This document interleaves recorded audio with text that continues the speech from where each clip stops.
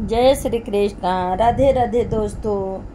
और चलिए हम गीता का 7वां अध्याय का 17वां भाग सुनते हैं। और आप लोग यहाँ तक सुने थे कि इस संसार में इच्छा और द्वेष से उत्पन्न सुख दुख आदि दृढ़ रूप मोह से सभी प्राणी अज्ञानता को प्राप्त हो रहे हैं।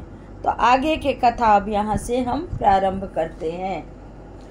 निष्काम भाव से श्रेष्ठ कर्मों का आचरण करने वाले जिन प्राणियों का पाप विनष्ट हो गया है वो राग द्वेष जनित दृढ़ रूपी मोह से मुक्त दृढ़ निश्चयी भक्त मेरा ही सभी प्रकार का स्मरण करते हैं। जो प्राणी जरा तथा मरण से मुक्ति पाने के लिए मेरा स्मरण करते हैं वही संपूर्ण कर्म को अध्यात्म को तथा परम ब्रह्मा को जानते हैं। जो प्राणी अधिभूत अधिदेव तथा अधियज्ञ आदि को मुझे ही जानते हैं वे मृत्यु काल में मेरा स्मरण करते हुए अतंत वैकुंठ लोक में परम पद को प्राप्त करते हैं। इति श्रीमद्भागवत गीता रूपी उपनिषद एवं ब्रह्मा विद्या तथा योग शास्त्र विधायक श्री कृष्ण और अर्जुन के संवाद में ज्ञान विज्ञान योग नामक 7वां अध्याय। जब पार्वती ने भगवान शिव से श्रीमद्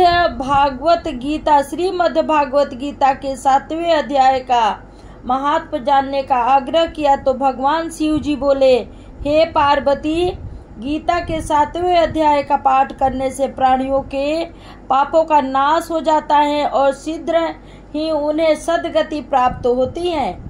इसी संदर्भ में शिव जी ने एक कथा सुनाते हुए कहा, प्राचीन काल में पाटलिपुत्र में शंकुकर्ण नाम का एक ब्राह्मण रहता था। उसने धार्मिक कार्यों का परित्याग कर पणिक वृत्ति अपना ली थी और इस वृत्ति से बहुत सी धन संपत्ति अर्जित कर ली थी। वह संत तथा अतिथि सेवा से परिपूर्ण से विमुख हो गया था और धनार्जन के विषय में हर समय विचार किया करता था। यद्यपि अब वह एक धनी समृद्धि व्यक्ति बन गया था, तथापि दान धर्म आदि में वह फूटी कौड़ी भी खर्च नहीं करता था। एक दिन पाटलिपुत्र के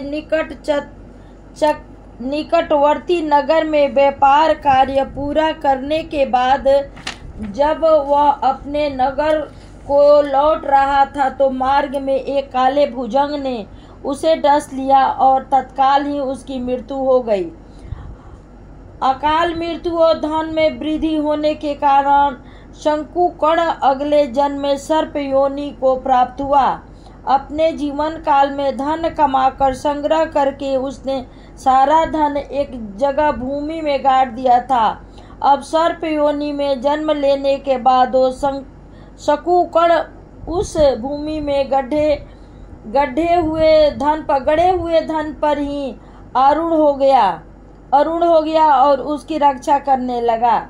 सर्प योनि में काफी समय तक कष्ट भोगने के बाद एक दिन उसने स्वप्न में आकर अपने पुत्रों को दर्शन दिए और कहा, हे मेरे प्रिय पुत्रों, मैंने पाटलिपुत्र के दक्षिणी पश्चिम राजमार्ग पर स्थित बट वृक्ष के नीचे अपनी अथाह संपत्ति 5 हाथ नीचे भूमि में गाड़ रखी है।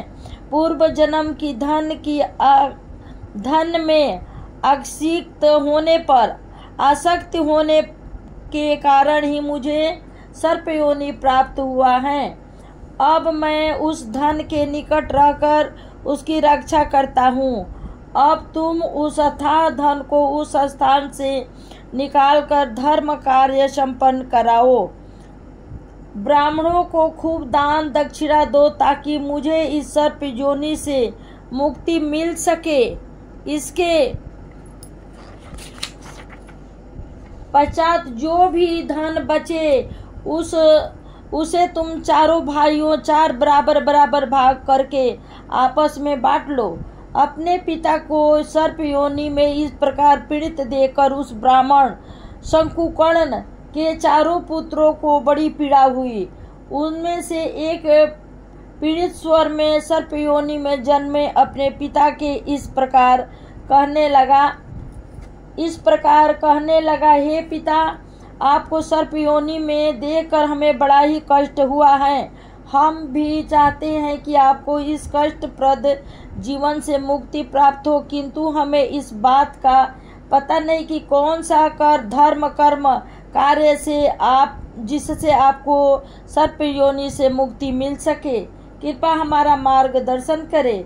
पुत्रों, यदि तुम किसी गीता पाठी ब्राह्मण को भोजन कराकर दक्षिणा आदि दे तथा उसे गीता के 7वें अध्याय का पाठ भी करावे और उस पाठ के फल को मेरे लिए दान कराए तो मेरी सर्प योनि से मुक्ति हो सकती है। शंकुकर्ण ने अपने पुत्रों को बतलाया। ठीक है पिताश्री, हम ऐसा ही करेंगे। पुत्रों ने भी स्वप्न में अपने पिता को आश्वासन दिया। प्राप्त काल होने पर चारों पुत्रों ने इकट्ठे होकर अपने अपने स्वप्न की चर्चा की। वे चारों इस बात पर बड़े हैरान हुए कि उन सभी को एक ही प्रकार के स्वप्न दिखाई दिए थे और स्वप्न में उन्होंने अपने पिता को उसकी मुक्ति का आश्वासन दिया था। चारों पुत्रों को अब अपने स्वप्न में पूरी सत्यता अनुभव होने लगी थी। कुछ निश्चय करके वे चारों स्वप्न में बताए गए पाटलिपुत्र के यथोचित स्थान पर जा पहुँचे। उन्होंने निश्चित स्थान पर जब 5 हाथ गहरी भूमि को उत्खनन किया तो उन्हें धन संपदा से भरे 7 स्वर्ण कलश प्राप्त हुए। वहीं पास में ही एक सर्प भी कुंडली मारे उन्हें बैठा दिखाई दिया। वो सारा धन वहां से निकालकर उन चारों ने अपने पिता की इच्छा अनुसार एक गीता पाठी ब्राह्मण से गीता के 7वें अध्याय का पाठ कराया और उनके फल को अपने पिता के निमित्त दान करा दिया।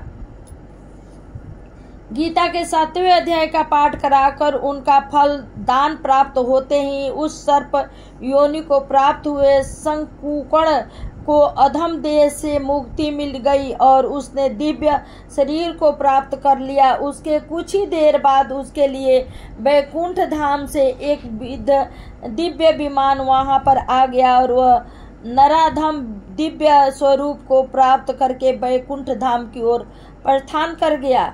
हे पार्वती, भगवान शिव पार्वती को समझाते हुए बोले, इस प्रकार गीता के 7वें अध्याय का बड़ा महात्मा है। जो व्यक्ति इस अध्याय का पाठ करता है, श्रवण करता है अथवा इसके फल को प्राप्त करता है, उसकी सदगति हो जाती है। यहाँ से आप लोगों का 8वां अध्याय का कथा आप लोगों को सुना रही हूँ। भगवान श्री कृष्ण के वचन सुनकर अर्जुन ने पूछा, हे पुरुषोत्तम, जिसका आपने इतना वर्णन किया वह ब्रह्मा क्या है? वो ब्रह्मा क्या है? अध्यात्म क्या है? कर्म क्या है? अधिभूत से आपका क्या तात्पर्य है? और अधिदेव किसे कहते हैं? हे मधुसूदन, ये अधियज्ञ कौन है और इस स्थूल शरीर में उसकी स्थिति क्या है? एकाग्रता से युक्ति चित्त वाले प्राणी अंत समय में आपको किस प्रकार जान पाते हैं? अर्जुन के प्रश्नों का उत्तर देते हुए भगवान श्री कृष्ण बोले कि हे अर्जुन, परम अक्षर ही ब्रह्मा है। इसका किसी भी काल में और किसी भी प्रकार से विनाश नहीं होता।